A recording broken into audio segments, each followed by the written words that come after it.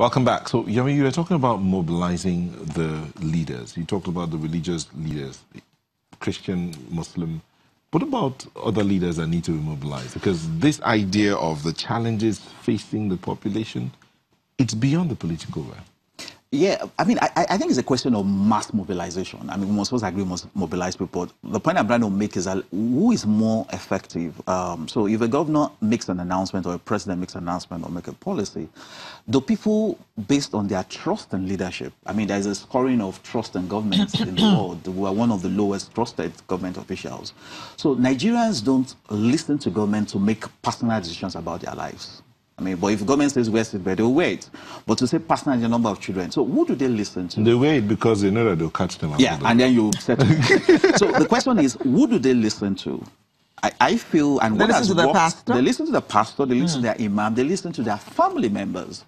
And like the example we have seen, Bangladesh is a good case study. Indonesia also has done something great. And those are the people they mobilized to go to the books people listen to and see the principles. But again, one of the things we need to also start to ask ourselves is that do we also need to start to define what will be specific incentives for various parts of Nigeria? So a friend of mine buys milk from cows. She has a yogurt industry in the north. And she said she realized that the girls that come to supply the milks are school-age children who never went to school. And then she called the cow owners and said, these girls need to go to school. And the owners of the cow said, no, they can't go to school because they are the ones that come to supply milk. So my friend said, okay, this is what I'm going to do. If you stop sending this child to supply milk during all school hours, and she comes after school wearing a school uniform when she comes to deliver, and as I see she goes to school, I'll pay for her school fees. So she said what she realized that all those people changed and the girls started supplying the milk in the afternoon wearing their school uniform with their books that she paid for. So we realized that that was a kind of incentive relevant to that economy.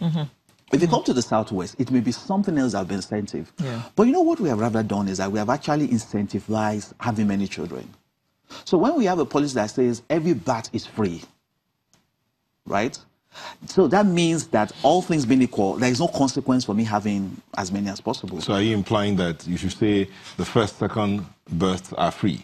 The third, you pay half. The fourth, you pay full. Maybe the seventh, you go to jail. But the point is that you can't, you see, I think we take this population growth issue as something that is not a serious issue. It is a very serious matter. To be very decisive. And I agree, I mean, I believe in giving birth for free, but I do not believe regardless of the number. In fact, even when the life of the woman is at stake, we still go ahead and pretend as if that woman should still have as many children as she has.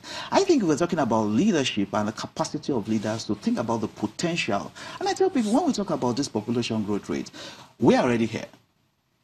The next guys are the issues. So if we are 198 and we don't do anything about it, you know the estimated population in the next 12 years is something like 300 million. Are you saying that today in Nigeria, we have between 10.5 and 12.5 children out of school? Are you saying that we can produce another 100 million children and they'll go to school? Ask yourself, you know you talked about the urban population. Let's talk about Lagos State. When was the last time in a 4-year period Lagos built 50 schools? In a 4-year period, 1979 to 1983, the current number of schools, public schools in Lagos, we built close to 40% of them. Between that time and now, how many have we built? Public libraries. All the public libraries owned in Lagos State, as we speak today, were built by 3 governors. All. Are they in operation? They are in operation. Kudos to the current government because of the fact that they are doing a lot of renovation. So the point is, the infrastructure will not catch up. You know what is also unfortunate about our own style of population growth? Is also a massive movement to the urban center. So for places like Lagos, as we speak, since we started this program, I don't know how many people have moved to Lagos. Yep. I know every time people go for Christmas or Ileya, whatever, they come with others. So you realize that the pressure on the urban centers is increasing. And again, to talk again about the fact that we can't afford to sustain that. How many children today sleep under the bridge?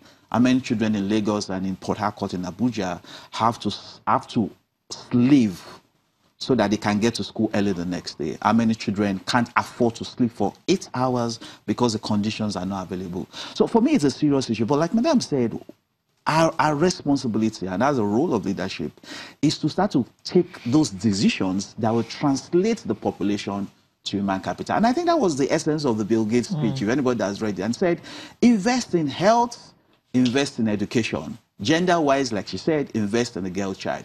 Also, start to create a system that ensures that every child that is born has a guarantee for the future. You know, one of the reasons why the poor seems to have many children? Because children are a security to them. So, for example, it's okay, if I have 7 children, they start working, each of them gives me 10,000 per month.